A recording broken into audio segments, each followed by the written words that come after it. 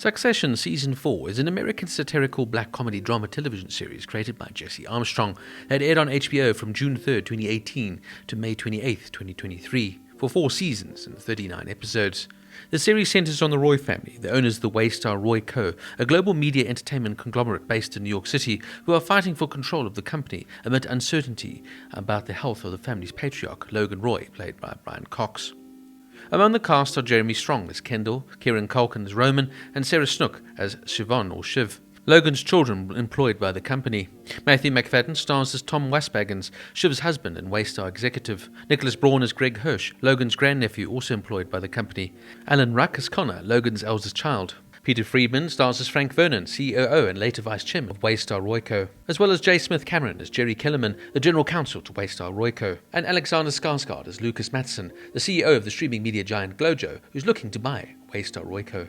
Succession received widespread acclaim across all 4 seasons for its writing, acting, musical score, directing, production values, and examination of its subject matter, with several critics labelling it one of the best television series of all time. The series has received several awards and nominations, including British Academy Television Award for Best International Programme and 2 wins for both Golden Globe for Best Television Series Drama and Primetime Emmy Award for Outstanding Drama Series in 2020 and 2022.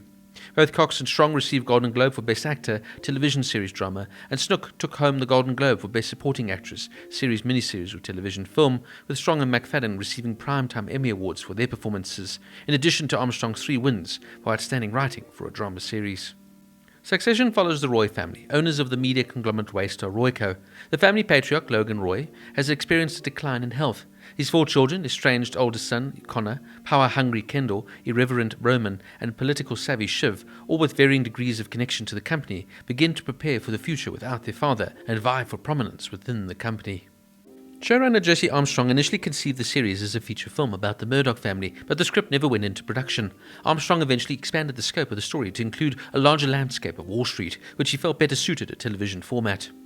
Armstrong wrote a new script centered on original characters loosely inspired by various powerful media families, such as the Murdochs, the Redstones, the Maxwells, and the Salzburgers. The music for Succession is composed by Nicholas Brittle. The score is considered a combination of hip-hop and classical music, and along with the main title theme, it received critical acclaim and several accolades. Production of the 10-episode 4th season began in New York City on June 27, 2022, with Mark Mylord directing the first episode. In October 2022, it was confirmed that the filming occurred in Western Norway. The series was also filmed in Los Angeles and Barbados for the 4th season. Executive producer Frank Rich told Town & Country in 2019 that he'd heard from the Murdoch insiders that members of the family found the show to be interesting and even amusing. Rupert Murdoch himself responded to an email sent by Semaphore reporter that he had never seen the show. Furthermore, Vanity Fair reported that as part of the settlement for her divorce from Murdoch, Jerry Hall was barred from contacting Succession producers with ideas for storylines. The Season 4 series finale drew 2.9 million viewers, making it the highest watched episode of the show. This was a 68% increase from the 1.7 million viewers for the Season 3 finale. Brian Cox claimed that playing Logan Roy resulted in the first time in his career which everyone in public recognized him on both name and face. The production initially wanted Kieran Culkin to read for the part of Cousin Greg, but he didn't feel he was right for the part, and so opted for Roman instead, with the role of Greg going to Nicholas Braun. Brian Cox was born in 1946 and is only 10 years older than Alan Ruck, who's born in 1956, who plays his son. Originally, Brian Cox's character of Logan was meant to be from Quebec, but later it was confirmed that he'd be Scottish, as Brian Cox is from Dundee originally. Now, what more can I say about this absolutely fantastic show that unfortunately has come to an end? In many ways, this is a fitting finale season. And the old expression of leave the audience wanting more really applies to this show. As awful as all these characters are, you just can't help but watch them, and you really want to see what happens next, but in some ways you have to leave it where it lies. As the show's creator, Jesse Armstrong, said, the characters don't end.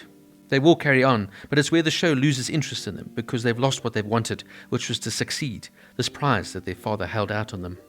The show has always had a tragic irony to it.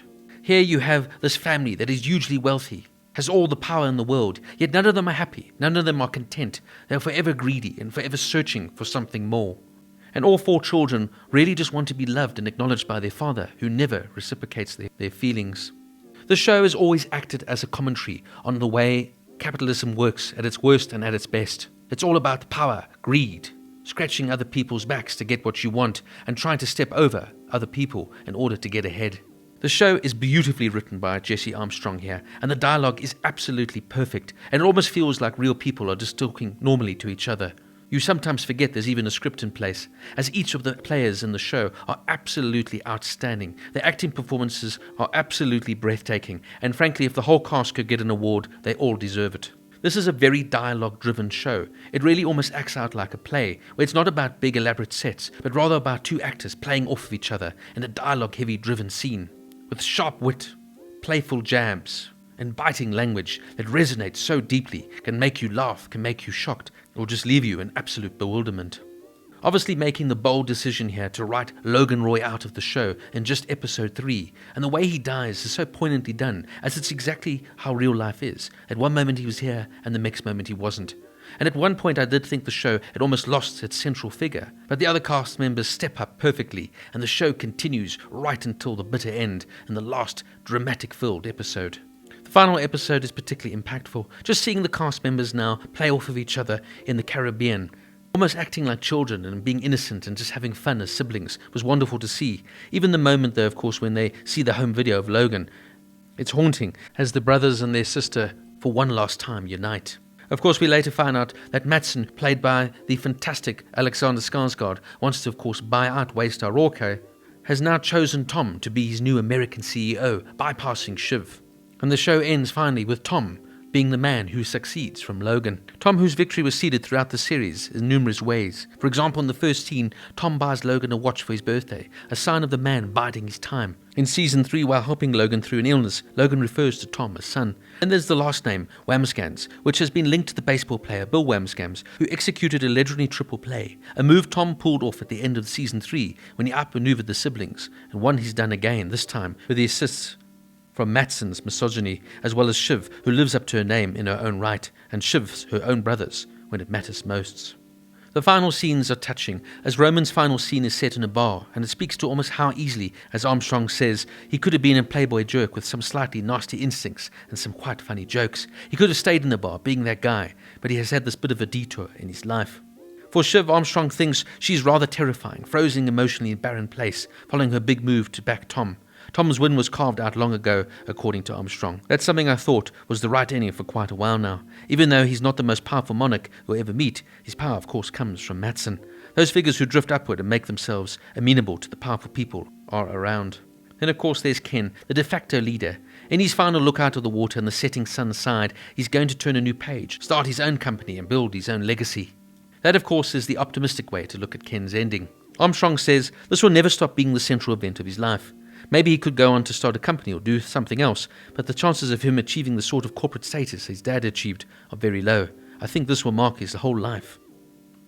And as phenomenally and breathtakingly as the show started off back in 2018, the show has come to an end, leaving you wanting more, leaving you to ask so many questions about the Roy family and where it all goes next. But that, of course, is the brilliance in this writing and the way the story has been told.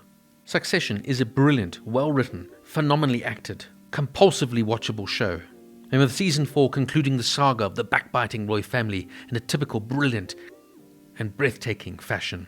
Succession season 4 gets a 10 out of 10.